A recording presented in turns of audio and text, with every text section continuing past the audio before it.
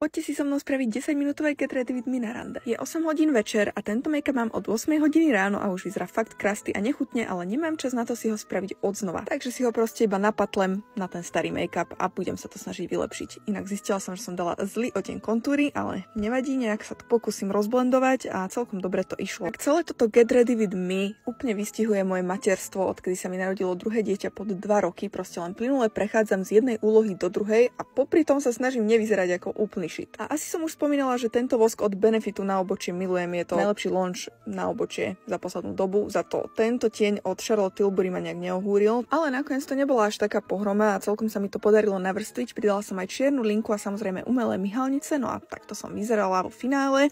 Celkom fashná som bola, už len vlasy a oblečenie, keďže máte radi Get Dressed with Me. Iba tieto gate som mala, už sú mi veľké, proste, ale iné nemám po tehotenstve. Inak videla som TikTok hack na rolákový golier. Zasunte si ho donútra miesto von. Neviem, čo som si inak myslela s týmto sakom. Bola to fakt, že zlá voľba, takže som si nechala len ten subtilný svetrík. Inak tentokrát sme šli na metro a bolo to moje prvé metro. Teraz sa podržte od roku 2020, od začiatku pandémie, takže som mala veľký zážitok z vláčiku, cítila som sa ako turista. Teraz som chcela spraviť nejaký cute kapušot, ale Martin mal na skle pred sebou vtáčie hovno. Konečne sme potom prišli do reštiky, ktorú milujem, vždy si tam dávam ten istý steak a tak, užila som si to.